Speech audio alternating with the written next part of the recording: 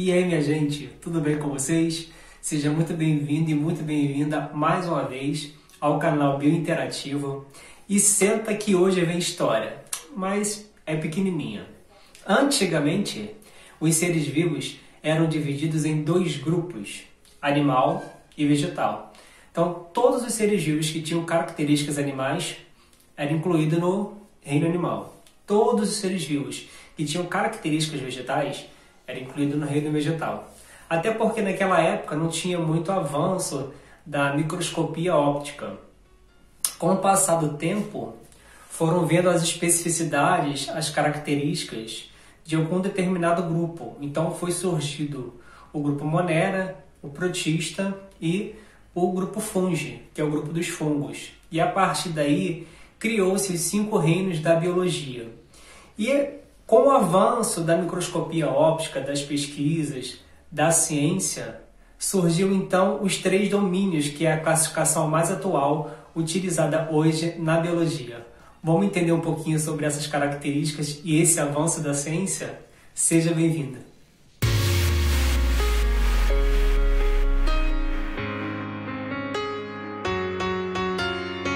E aí, minha gente, a nossa aula de hoje vai ser sobre os 5 reinos da biologia e os 3 domínios. Esse mapa mental vai estar disponível no Instagram. Após assistir a aula, acesse e agregue ao seu material de estudos.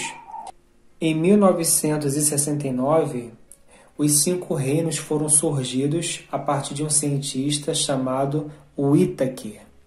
E ele propôs essa divisão dos 5 reinos baseada nas estruturas celulares dos seres vivos, na forma de obtenção de energia e da presença ou não de tecidos. Então, os 5 seres vivos foram formados a partir do reino Monera, protista, fungi, plantae e animalia.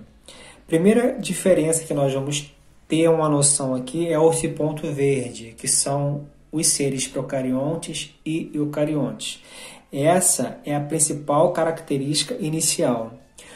Organismos procariontes são organismos que não apresentam carioteca, que é a membrana do núcleo. Ou seja, são seres vivos que não apresentam núcleo, são anucleados. E os únicos organismos que não apresentam núcleo na sua célula são as bactérias, as cianobactérias e as arqueias. Por isso, esses 3 organismos, nessa classificação de 5 reinos, são classificados como procarionte. E qual é a característica desses seres vivos para poder englobar no reino Monera? São unicelulares, apresentam apenas uma célula, são autótrofos, são capazes de produzir seu próprio alimento através de processos de fotossíntese, ou heterotróficos, que são incapazes de produzir seu alimento, ou seja, depende de outro organismo para poder sobreviver, adquirir energia. Então, reino Monera, a característica é procarionte, é o único reino dos 5 reinos que apresentam seres vivos procariontes, que não apresenta carioteca, que é a membrana do núcleo, ok? Todos os outros 4 restantes serão eucariontes. Eles vão apresentar a carioteca, que é a membrana do núcleo, e vão ser nucleados, ou seja, sua célula terá núcleo, diferente dos seres procariontes pertencentes ao reino Monera. O reino protista são os protozoários e as algas unicelulares, que são os principais representantes, e as multicelulares. Unicelular, que apresenta somente uma célula, ou multicelulares, que apresentam mais de uma célula, que é o caso de algumas algas, e não apresentam tecidos.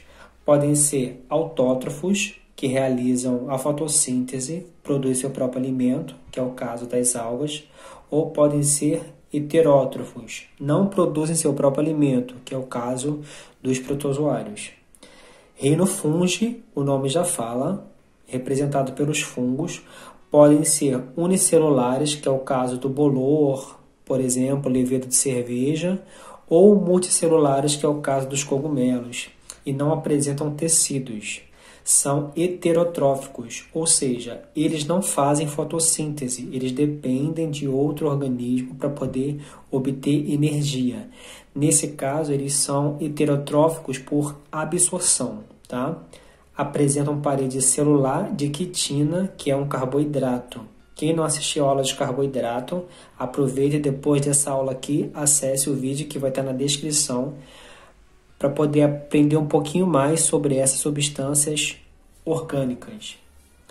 Temos o reino Plantae, ou também chamado de metáfita, que é o reino representado pelos vegetais. São pluricelulares, ou seja, apresentam mais de uma célula formando tecidos. São autótrofos, ou seja, fabricam seu próprio alimento através da fotossíntese, não têm heterotróficos em reino Plantae e apresentam parede celular de celulose. Celulose é um polissacarídeo estrutural que foi abordado também na aula de carboidrato, depois dá uma olhadinha. E o quinto e último reino é o reino animal, que compreende os animais, ou seja, os organismos mais desenvolvidos. São multicelulares com tecidos, ou seja, apresentam mais de uma célula. Todos eles têm tecidos, exceto os poríferos, que é o primeiro grupo de invertebrados. Eles não apresentam tecidos. São heterotróficos, eles dependem de outros organismos para poder obter energia e alimento. E é representado pelos poríferos, quinidários, plateumintos, nemateumintos, moluscos, equinodermos e artrópodes, ok? Então essa classificação ela foi surgida em 1969. Em 1977, Carl Ursi, vou colocar o nome na tela também, avançou os estudos com a biologia molecular e a partir da comparação da sequência do RNA ribossômico desses organismos vivos, ele propôs a nova classificação desses reinos. Tá? Então, hoje, não é mais utilizado os 5 reinos da biologia. A classificação mais atual são os 3 domínios propostos por ele em 1977. Então, nesse caso aqui, nós teremos os 3 domínios, que é o domínio da bactéria, o domínio das arqueias e o domínio eucária. No caso do domínio das bactérias, a única modificação que teve aqui mais grandiosa é que as bactérias e as arqueias elas foram subdivididas em 2 domínios.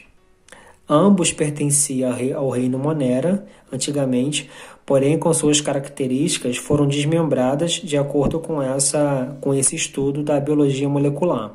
As arqueias, se for comparar geneticamente, ela é mais parecida com o grupo eucária do que com o próprio grupo de bactéria, o próprio domínio. Tá? Então, hoje existem 3 domínios. Bactéria, que antigamente era do reino Monera, as arqueias, que também antigamente era do mesmo reino, do Monera, e o protista, o fungo, planta e animalia, que é domínio eucária, que antigamente eram cada um no seu reino de acordo com sua estrutura celular, alimentação e presença ou não de tecido. Ok? Então, as 2 classificações estão aí. O motivo delas também estão registrados. Qualquer coisa, deixe nos comentários. Muito obrigado pela participação de vocês. Espero que tenham gostado desse mapa mental. Um grande abraço e até o próximo.